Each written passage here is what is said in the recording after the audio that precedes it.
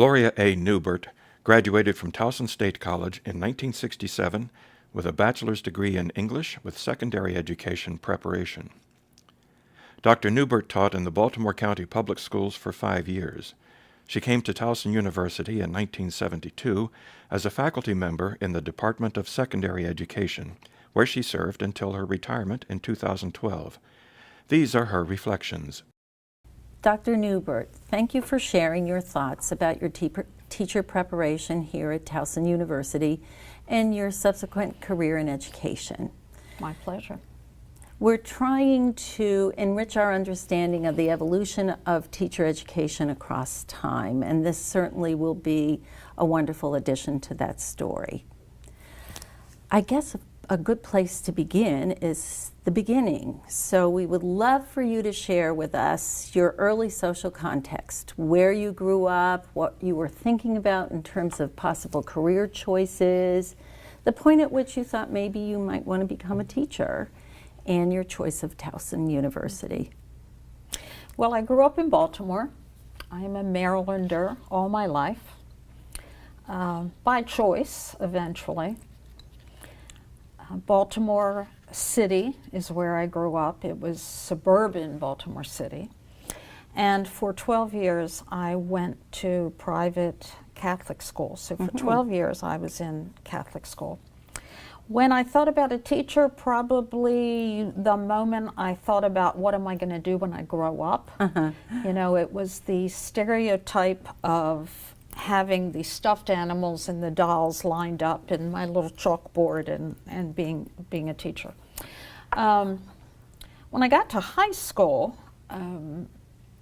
you know, in those days, girls' choices were very limited. I was in the early 60s, and so teacher, nurse, and the new one was in the science field, lab technician. Oh. Well, I had no desire to be in hospitals. And so it never occurred to me that to be anything else other than a teacher. I loved my teachers, and that's what I wanted to be. So you chose Towson that was interesting because I had won a scholarship to Notre Dame of Maryland. And since my parents would be paying for me to go to school, but I really did plead with them, and I said, I really don't want any more private school. Teacher education at Towson, that's the place to be. And so I was going to get tuition waiver. 2 years I would have to teach in Maryland. But other than fees and transportation and such, Towson was the place I wanted to go. I had friends who were coming here also to become teachers. And so with my parents' total permission and blessing, I applied and came here. I've been associated with Towson for a very long time, actually since 1963. Undergraduate work, graduate work, because my master's in education is from Towson also. And then I finished my master's in 1972 in the summer, and then started as a faculty member in September of 1972. So starting back in 1963, there hasn't been a time that I haven't been associated with Towson, with the exception of my retirement this year. So it's been quite a long relationship. A long and happy relationship, yes. Well, let's go back to 1963 when you arrived on campus. Are you thinking at that point in terms of being an English teacher? Yeah, well, in high school, I really preferred math as opposed to English. I was secretary of the math club, and I'm very proud of that. I had the most marvelous math teachers and went through all higher math, including calculus, which was unusual in those days for an all-girls school to even offer calculus. And so when I went to my guidance counselor in high school to talk about what I was going to do, etc., I was told that girls don't go into math. And this was this was 1967. And so I went into English, my second love.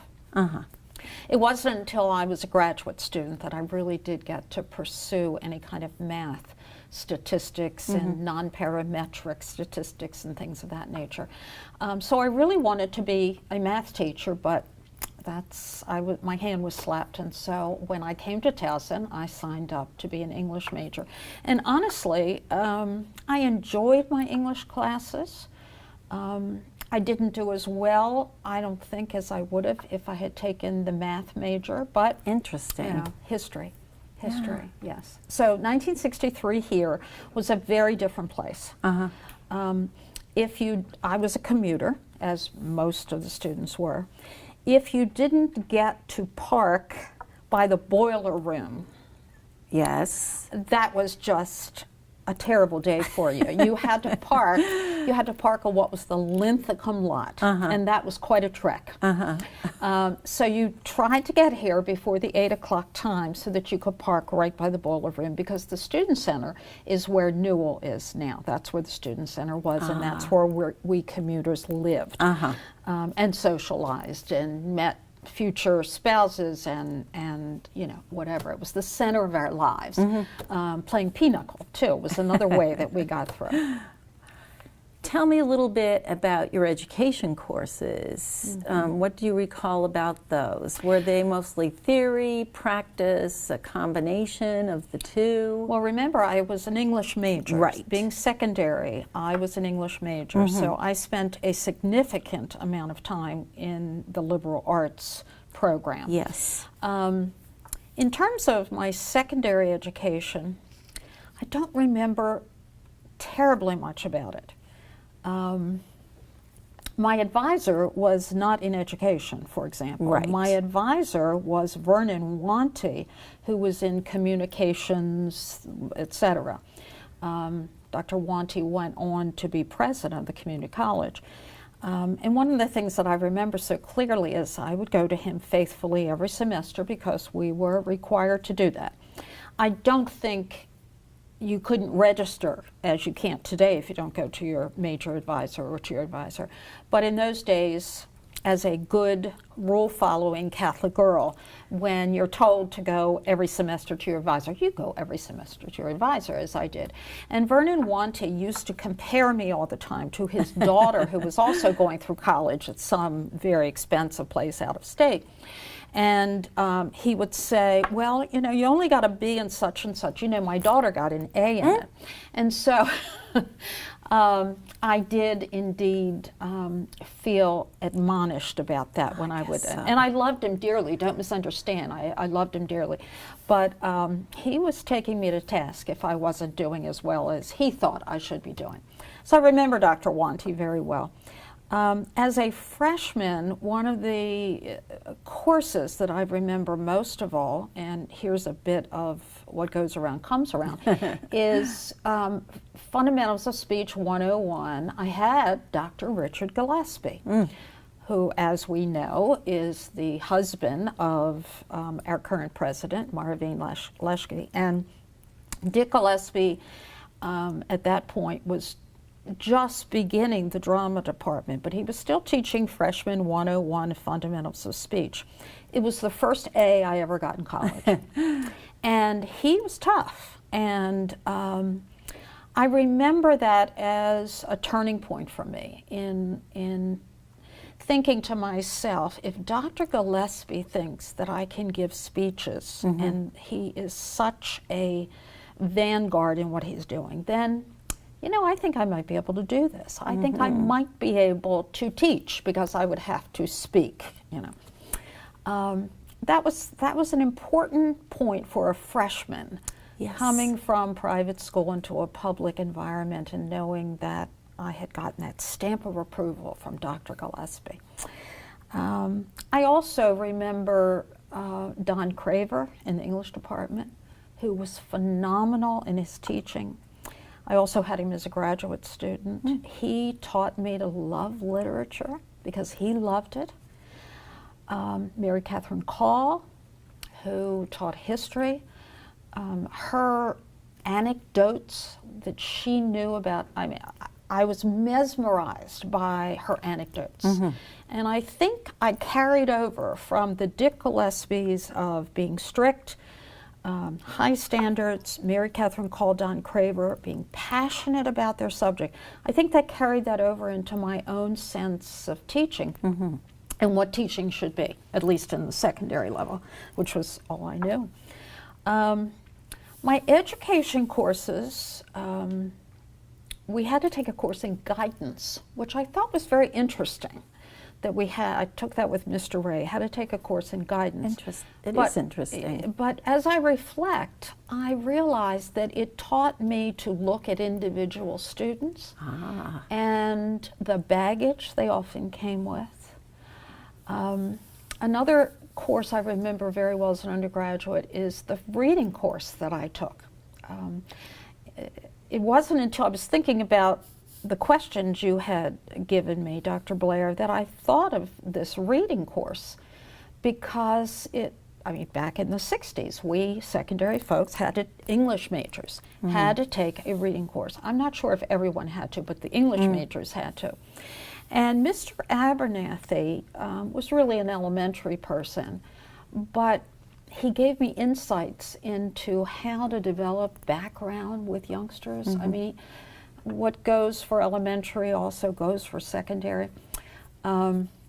Several years later, I had among my student teachers, a student teacher who came in and said, "Oh, Ms. Neubert, I'm so pleased to meet you because we use your unit plan." And I said, "Excuse me?" She said, "Oh yes, Dr. Abernathy gives out your unit plan as a model." Well, I was thrilled. Of course, what a compliment. I wish he would have told me he was using it, but I was thrilled about that. But the interesting thing about my education program here was that I did not have an advisor in education. If I did, I don't recall. I remember only the one advisor that I had. And more interesting to me, I was getting ready to register as a second semester junior, and I needed to take some education courses, and I had been following what I needed to take, and it seemed to me that I had taken what I needed and it was time for me to student teach. Now mind you, second semester junior year. And I Seems a bit premature. Seems a bit, well, I walked into Stevens Hall where the College of the education department was. And I said to the secretary, "Hi, I'm so-and-so, and I've been following, and I think I should student teach because that's what's next on my agenda." And she said, "Okay, fine." And she just signed me up for student teaching in the second semester of my junior year. So off I went and did my student teaching. But mind you then, I had an entire senior year to come back. And it was only then that I took some methods classes. And by that time, of course, I knew it all, and I was polite in the courses. But you'd been there. I thought I've been there, and I don't know about that.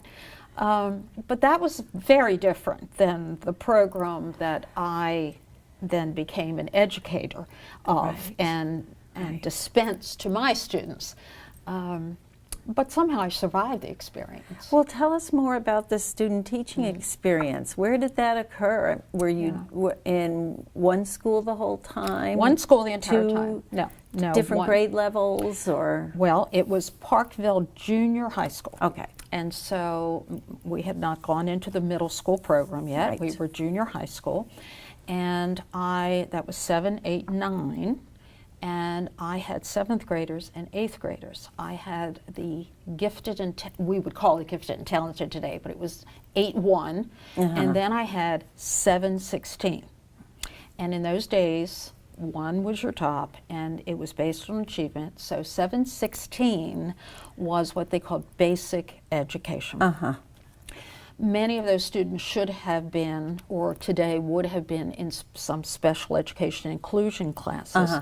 But in those days, the only students in special ed were the students who were not educable in the sense of a minimum 70 IQ.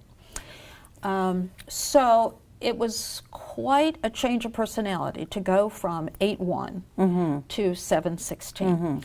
It was also the first year that English and social studies was no longer core, where they taught English and social studies as a humanities approach, and it was called core. And my cooperating teacher, we call them cooperating teachers, not mentor teachers, she had been teaching for decades. And so I still was teaching a bit of core, which, as I reflect on it, gave me wonderful insights into when I teach my English. I cannot divorce my English from the history, the geography, the civics component of that piece that I'm teaching. It's probably the forerunner of developing a student's background of experience, but I didn't know what to label it in those days, but I knew that that was an important part of what we were about. I hated student teaching. Oh dear. Everyone was delightful. My mentor teacher was fabulous. The people at Parkville were fabulous. My supervisor, Gwen O'Neill from Towson, was wonderful. It was all very positive, but it wasn't my classroom and my way of doing it. And being the ENTJ control freak that I am, I had to do it someone else's way, and I could not wait to get my own classroom. So mind you, I had to go back for a whole year. Yes, you did. Before I could have my own classroom, right. So senior year, well, it sounds to me, from what you've said before, that you were feeling fairly confident. I felt very confident. Not cocky, but I felt confident. And that's because I was well nurtured by a wonderful master teacher. She knew about teenagers. She liked teenagers. And mind you, I had never been in a public school in my life. And so this was a whole new world for me. And I watched her relate to these youngsters, probably to the 7-6. She probably spent more time with the 7-16 youngsters. She would stop. It didn't look like it was deliberate, but I'm sure it was. 5 minutes before the end of the period, so she could just tell them to get their books ready, and she would go around and talk with them about their lives. And that was a big message to me. At first I thought, why is she doing this? And then I realized these youngsters need to talk about their lives, and they need to develop that interpersonal, and she had wonderful, wonderful chemistry with them.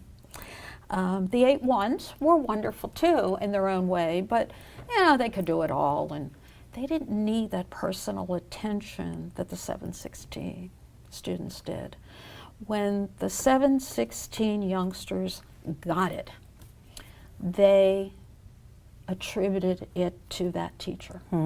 You did this for me. And she used to say, we worked together and you did this for me. It was a whole different cognitive interaction that was going on. So I got the reputation from my write-ups that I was good with basic education youngsters. Oh. So I think that was one of the reasons that when I started teaching, my first teaching assignment was at Perry Hall Junior High School. And it was really a wonderful experience because Perry Hall Junior High School, when I started there, it was the first year as Perry Hall Junior High School. That school had originally been designed to be a junior high school, but they needed the, it was originally designed to be a senior high school, but they needed the junior high school so badly that they started as a senior high. As soon as the senior high was built, it became the junior high. Right. And so it was an entirely new faculty. So we were going in as a new school. There were no cliques, a few people knew one another. In my department, 4 of us were first-year teachers in the English department at Perry Hall.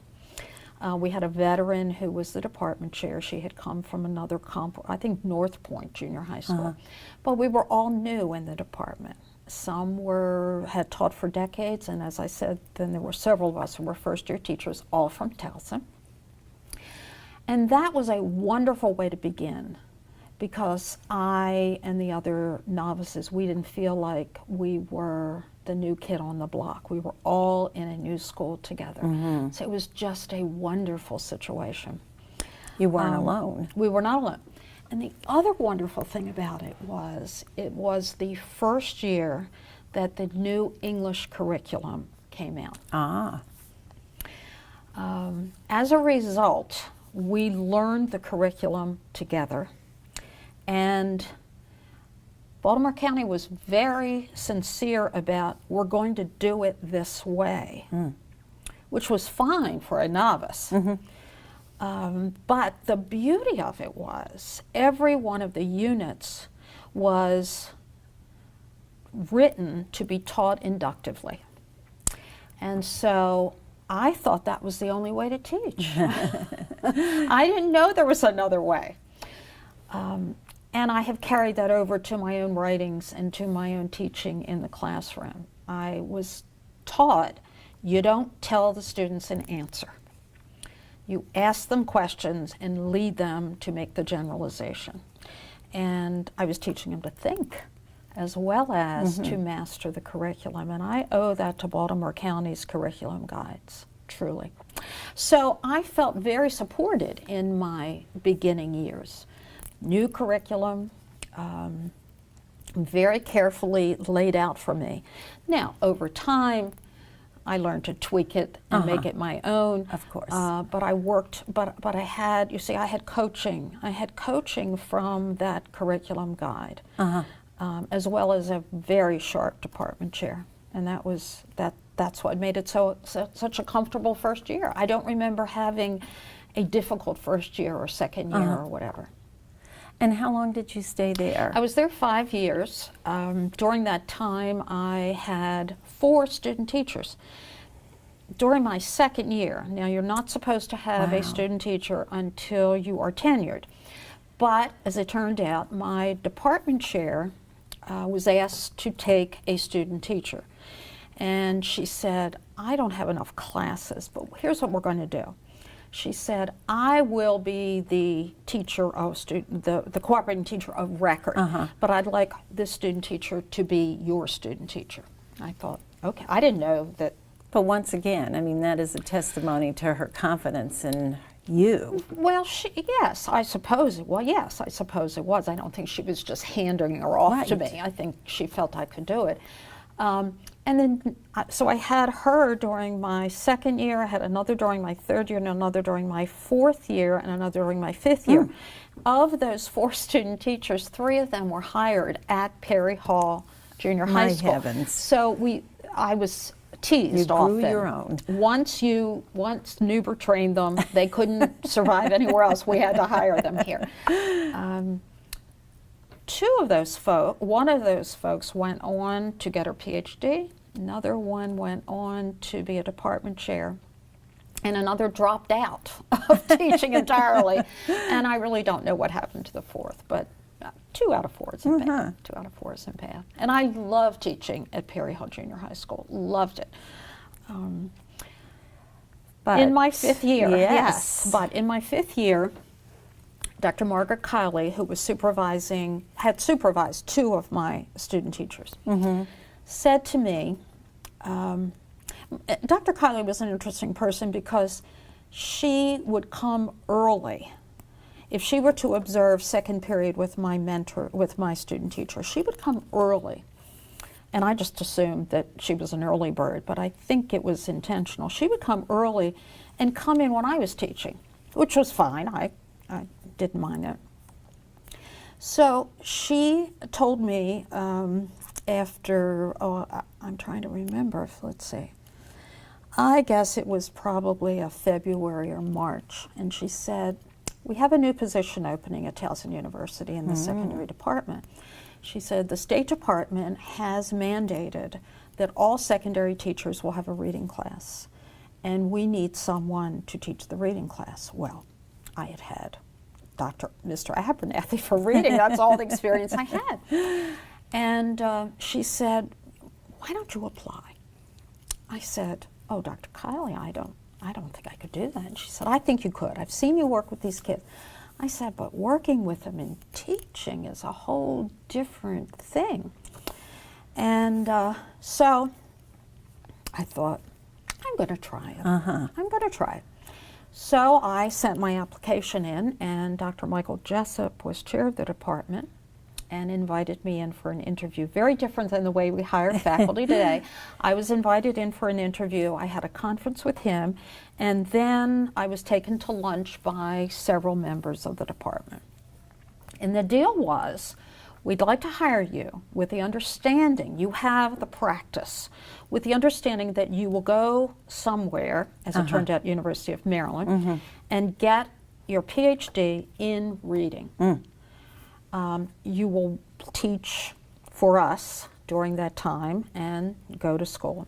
So, Gloria, you had already completed a master's degree at that point? Yes, I had a master's in secondary education. And in those days, it was a wonderful master's because it was half English and half additional education. But they were not methods classes. They were research classes. They were, and I need to go back a bit, because when I was a senior here in my undergraduate work, there was a grant that the Department of Education had for training seniors who were going into education to become educational researchers. There were 20 of us, I believe, and information was sent out. I don't know what the requirements were to whom they sent this information, but I remember reading it and thinking, oh, I can do statistics and I can do research design, and so that kind of fed into my math interests. And so I applied. It was a stipend program. We got all of like $70 a semester for being in this program. And during our second semester senior year and the summer afterward, this was in conjunction with Hopkins University. So half of the instructors were out of the psychology department and education department here, half of them were from Hopkins. And we learned how to do educational research. We learned how to read it, we learned how to do it. Now in those days it was totally quantitative research. So we did that, and I did my own research project, and we got graduate credit in the summertime. But then I came back during my first year of teaching to start the master's in education, and that was half English and half really theoretical. You know, I remember taking a course in current theories and applications and that sort of thing. So, yes, I had a master's degree.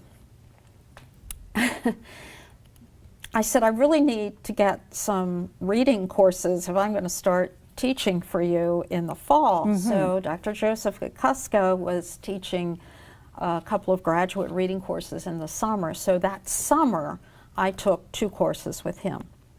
And he mentored me. He absolutely mentored me. I remember him saying to me, now, Gloria, one day you'll be teaching these graduate courses. And I thought, oh, I don't think so. I really don't think so. It was a difficult decision for me to leave Perry Hall and Baltimore County. I was in line to become a department chair. And I remember calling the supervisor of English, and I said, I have this job offer from Towson University. And I said, but if you have something to offer me for the fall, I will stay. And she said, we have no one leaving, Gloria, as a department chair. So I took a pay cut. Of course. And said, I think I'm going to try. And that's the rest of the story. So for 40 years, I've been at Towson. I actually did resign and come back because I had 2 children in 15 months. But yeah. In that early career, before you took time off to have your daughters, what kinds of things were they asking you to do? Was it just primarily teaching reading courses? No, actually, I was teaching tests and measurements. Okay. One of the secondary department members had become ill at the last minute they needed someone to teach tests and measurements, and Dr. Jessup, department chair, said, with your background, you should be able to teach this. And I love teaching it. So I was teaching tests and measurements and reading, and then eventually when Manny Velder retired, I took over English methods. So I was teaching reading, English methods, and tests and measurements, and supervising student teachers. Since, I don't think there were, in 40 years, I think there may have been 1 year that I did not supervise student teachers, and I really kind of insisted on that. I felt it was so important to be out there and see the fruits of my labor and what was happening and what was current. And so I would say 38 or 39 years out of the 40 I did supervise student teachers. Some years it was 1 or 2. Sometimes it was 4 or 5, but I was always out in the schools, and I think that is so important. I don't think that any teacher educator should be just on campus. At least every other year they need to be out in the schools. Right. See what's going on. Sort of be connected. That's right. And you see, it also provided me with stories to bring back to my classes. I would see something that day and I said, let me tell you about what I saw today. The good, the bad, and the ugly. Let me tell you. Let me tell you what I heard is happening. So I appeared to be current, even though I had not literally taught in the public school. Right. Although, I must add, during one of my sabbaticals, I went back to teach 8th graders. And I took over for Sally McNeilis, who was a friend of mine at Golden Ring. And I took over for 2 weeks and taught her schedule for 2 weeks. So it was like being a student teacher again. And it was a very humbling experience, but a sensitizing experience for what our student teachers were going through. It was a very diverse school. And it gave me an opportunity to work with youngsters who had come from very disadvantaged backgrounds, and again, added to what I could bring back to the campus, that importance of staying current. And probably a different audience than, or student body than you had at Perry Hall when you were teaching when I was yourself. At Perry Hall. Now, when I was at Perry Hall in those days was a very upper middle class community. However, because we had the boys training school within our district, any youngsters who were put in foster care were put into the Perry Hall community, and I taught youngsters who had come out of those juvenile institutions for a while. And that was an eye-opener. I'm sure. And useful to have when you were working with teacher candidates yourself. 1 year I had 14, all boys. Oh my heavens! All boys. That was interesting. I was called during the summer by the vice principal, and he said, I thought I should let you know. And it was also the same year that I had a 7-period day, which was illegal, but would you please do this for us? Good grief. But that's okay. So you took some time off. You had 2 daughters. Well, I took 3 years off of full-time work, but even during those 3 years, I did part-time. Oh, you did? Yes, I drove up to Northeast Maryland and taught extension courses up there. Before TLN, I was teaching up in Hartford, Northeast Maryland. Interesting. The reading precursor course. Yes, to the reading TLN. course for teachers who they were currently teaching, but they needed it for their recertification. Well, and reading was sort of becoming, or was front and center at that point. That's right. So that we were trying probably then to catch up with teachers who were already in the field. That's right. And by that time, not just 1, but 2 courses were then mandated by the state. So we were doing double duty. Yeah. When you returned, you were involved in something new to Towson, I think, with the Maryland Writing Project. Yeah. Would you tell us a little bit about that? You were there at the beginning. Co-director. Co-director. And tell us a little bit about that program. Well, it all began with a meeting that the current president, Hoke Smith, had. He called together a group of us. I'm not sure how we were nominated to attend this meeting, but it was the beginning of grants being important to Towson University. And it was really just a meeting whereby people from various departments across campus had an opportunity to brainstorm, where would we go for grants? What might they look like, et cetera. And to be honest with you, I didn't feel I had very much to offer. The concept was new to me. At the end of that meeting, Hoaxman said to me, I think you should meet my wife. And his wife was Barbara Walvard, who was teaching at Loyola. And he said, I think you two have a lot in common, and she has this idea about the National Writing Project, which again, I'd never heard of it. So we did meet, and the dean recommended we bring in someone from the school system, and that person turned out to be Dr. Charlie Allen from Baltimore City. And Barbara shared this concept. I think that's how it came down, or Charlie shared the concept. It was not I, it was one of them. And so we said, well, let's go for it. Let's see if we can't get a chapter of the National Writing Project here at Towson. And so we pursued it, and Barbara had some experience. She wrote the grant. We got it. Charlie and Barbara and I looked at each other and said, okay, now what do we do? We have this. Originally, financially, it was housed at Loyola, but after a couple of years, it was brought totally over here at Towson. Jim Gray, who was director of the National Writing Project, came during a spring semester, and he spent 2 days with us just telling us how it worked. And that summer, and we advertised, and so that summer we started our first summer institute. And that's where teachers bring their ideas about success they've had in writing, and they share that with the cohort, and they learn how to give presentations on what they have done in the classroom. And they had to, and we were really forerunners here with authentic assessment, they had to show the work of their students and the success that their lesson plan resulted in. And then that presentation was critiqued according to some specifications on what a good presentation was. So that was the beginning of the Maryland Writing Project, and that first group was, they were outstanding teachers. They were the stars from around the state. And that was 6 graduate credit hours. I mean, we were 5 weeks, 4 days a week, intense in that work. It was a fabulous project, fabulous project. After a while, Barbara had to leave and Charlie had to leave, so I ended up directing, and I did that for 5 years. During that time, the teacher consultants and I put out other arms of the project, and 2 of them are really my babies. The first was the Student Writers Workshop.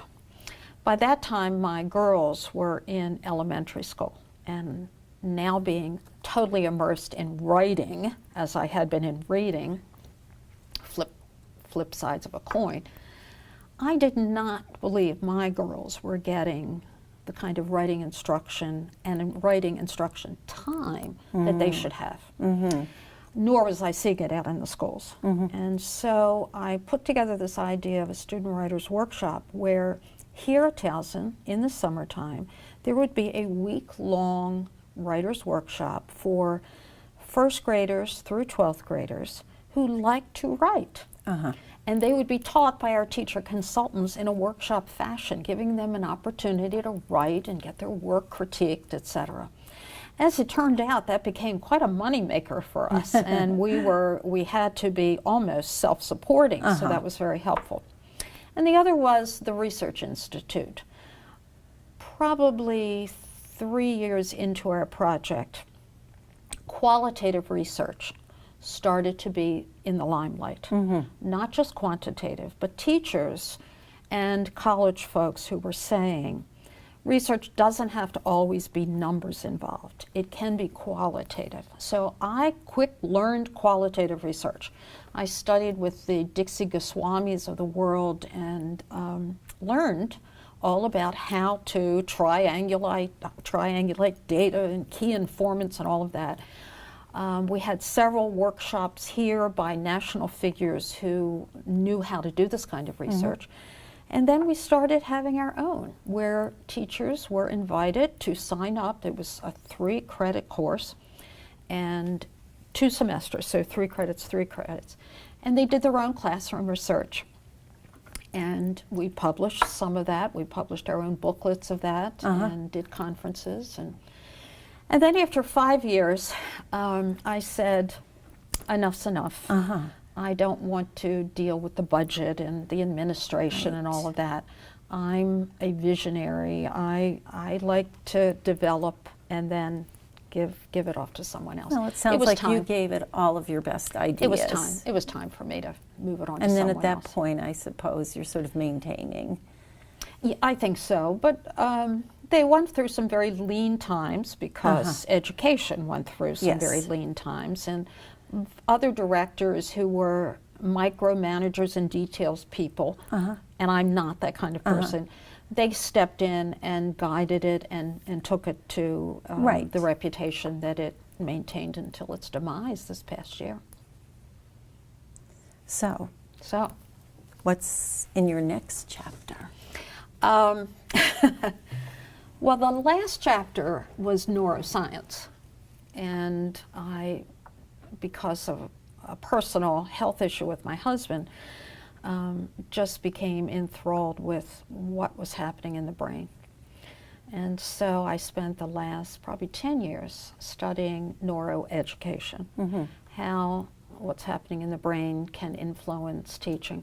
So that's where I ended my career when I retired in July.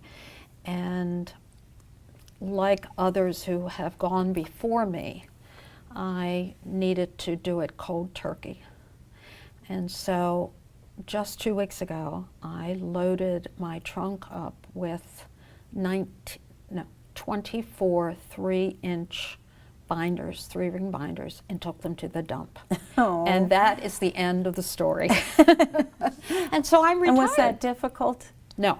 Okay, good. No, I felt good about what I had done, and it was time to move on to another chapter.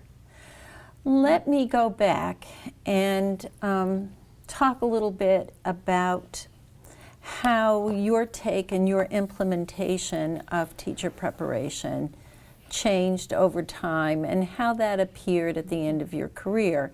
And I want to preface this by noting that you have earned virtually every award that I'm aware of for teaching related to education. You received the President's Award, you received the International Reading Association's Outstanding Teacher Award, and the Board of Regents Faculty Award for Excellence in Teaching. This suggests that not only do you do it well, but you know how to prepare others to do it well as well. Could you tell us a little bit about what that looked like by the end of your career? Do you want to know how it looked in our department or how I did it? Well, I didn't realize that there was a difference. And of course, everything has an individual take. I understand that. The way I would approach teaching a course in reading would certainly have similar elements to the way you would do it, but it would be individual.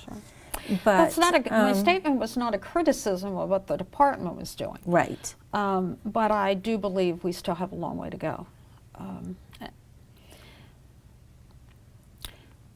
The way it's done now is certainly different than the way I experienced it. There's no doubt about it. We now require every one of our tracked students, because they're still majors in our liberal arts, but they're in the secondary track, to meet with us every semester. We start them out in their sophomore year with a series of courses.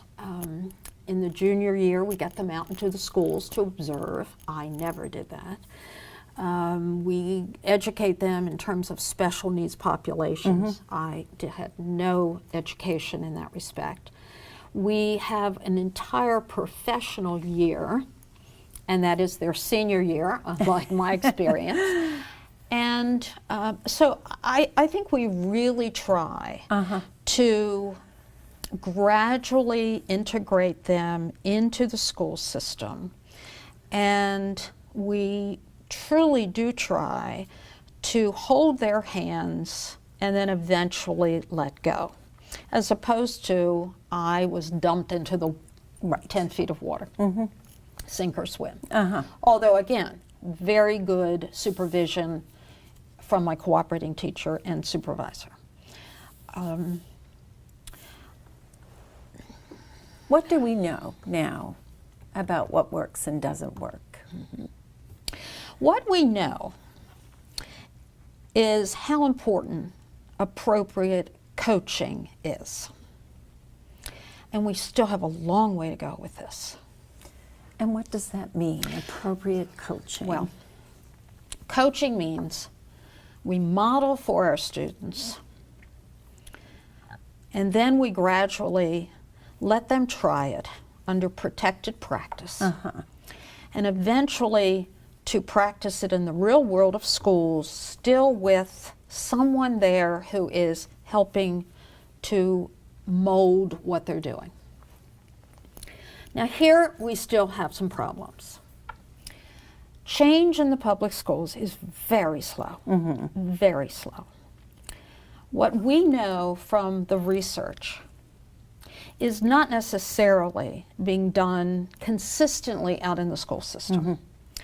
We need to bring every mentor teacher either to this campus or somewhere and share with them what we know has been proven in schools that can be effective, and ask those mentor teachers, if they're not doing that or not that way, would they at least try it and allow the students, teachers, interns, to try it that way.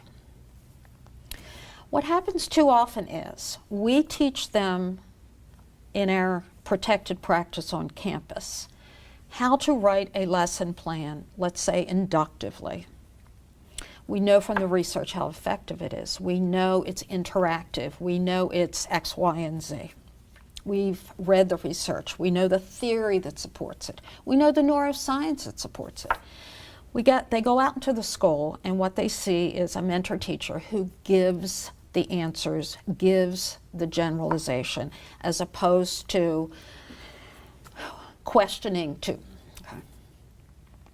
That needs to be improved, because what happens too often, and we know this from research also, is that the interns abandon what we have taught them and go to what they see out in the schools.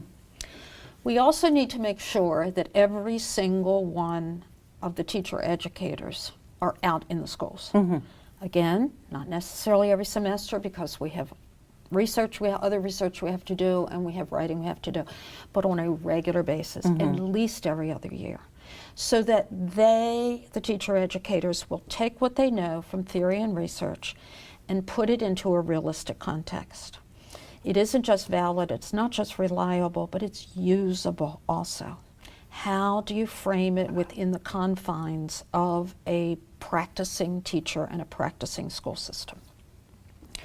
So we need both. We need both the mentors to be educated about the theory and research, and we need the teacher educators to be educated about the practicalities and the usabilities and the constraints. We also need to work very deliberately with curriculum writers in the schools. And I don't see a great deal of that happening. The individual systems write their own curriculum. And then, of course, our interns are expected to teach that curriculum, and very often in the through the pedagogy established within that curriculum. That most curriculums are well done in terms of their content, but it's the pedagogy that may not be the most appropriate as we know it in terms of research and theory.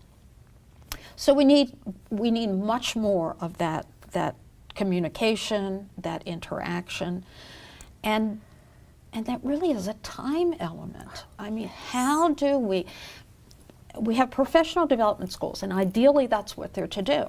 But how in the world do you get the teachers released from teaching, the teacher educators to have time to be out there, and them to work together? That's the big question. How do we meld that so that those experiences can happen? But until we do that, it's going to be same old, and things are not going to change. I have taught reading for 40 years. When I finish with my students in the 2 reading courses, they are gung-ho about using reading and writing as learning processes. Do they do it when they get out there? Not unless the mentor teacher does it. Mm-hmm. It's abandoned. Mm-hmm. So, how about it, can I give you my advice for? Oh, please do. That might be the next. Yes. My advice for anyone who's going into teaching is you have to like teenagers. And I'm talking, my field is secondary. You have to like them. You don't have to love them. That's their parents' job. But you have to like them. If you don't like teenagers with all of their idiosyncrasies and their joyousness and their struggles, don't go into teaching. You have to love it. You have to realize that you are making, unfortunately, sometimes 7-day-a-week commitment. Not every week, but many weeks you are. Mm-hmm.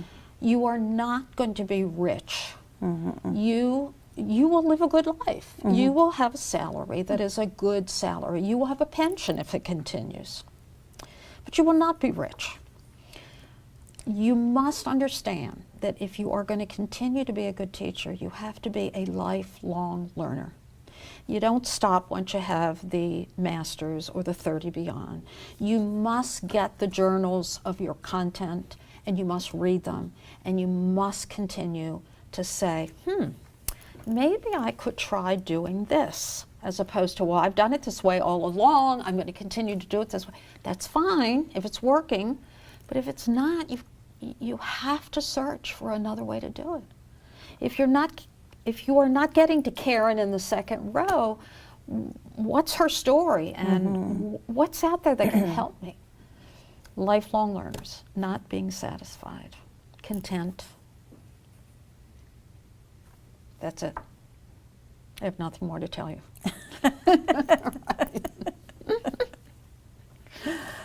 Would you recommend it? Let me check. Yes. Have we forgotten anything? I don't think so. Would I recommend it? Absolutely. There was never a day in 45 years, whether I was teaching 716, 81, or graduate students on a neuroscience course, there was never a day that I didn't want to go in and teach.